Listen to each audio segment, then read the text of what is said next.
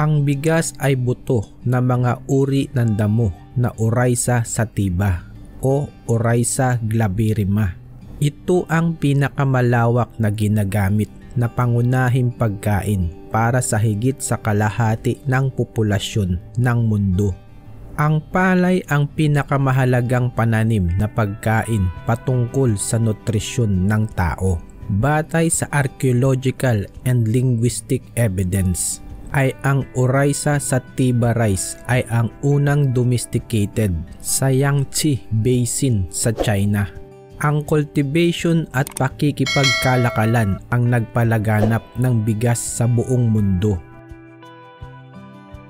Sinasabing imposibleng matukoy ng eksakto kung kailan unang napagtanto ng sangkatauhan na ang tanim na palay ay pinagmumulan ng pagkain at sinimulan ang pagtatanim nito.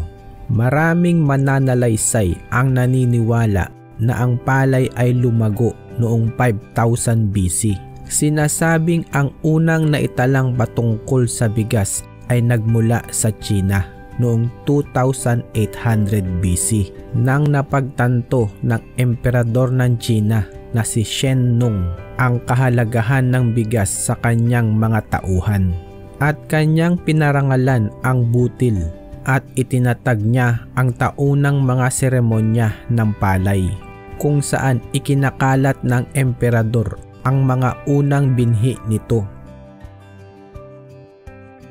Dahil sa pakikipagkalakalan ng ating mga ninuno, sinasabing dinala ng Indo-Malaysia, Chinese at Vietnamese ang bigas sa Pilipinas at nahukay ng mga archaeologists ang ebidensya ng palay sa Pilipinas sa Cagayan Valley. Sinasabing dito sa Pilipinas nagsimula ang pagtatanim ng palay libo-libong taon na ang nakalilipas.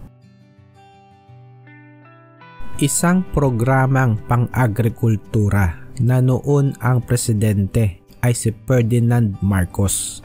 Ito ay upang pataasin ang produksyon ng bigas ng mga Pilipinong magsasaka.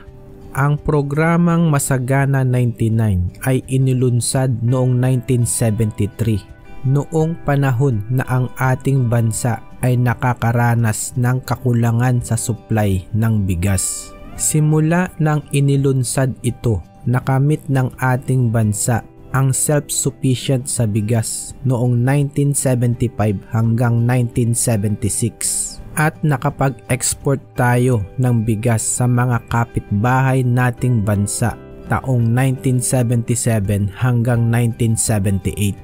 At pagsapit ng 1980, ang problema sa credit scheme ay naging dahilan upang ang mga pautang ay hindi maabot ng mga mayayamang may-ari ng lupa at iniwan ang mga mahihirap na magsasaka sa utang. Ay sayang, ganda na sana ng programa, nagulo pa.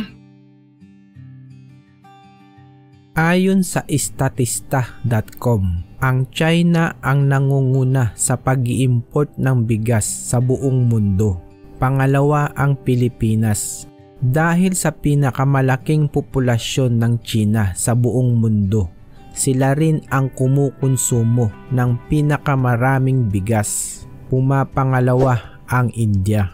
At sa kasalukuyan, ang India ang world largest exporter rice. Hanggang sa muli, ito si Trip Searcher. See you sa next video natin. And God bless us.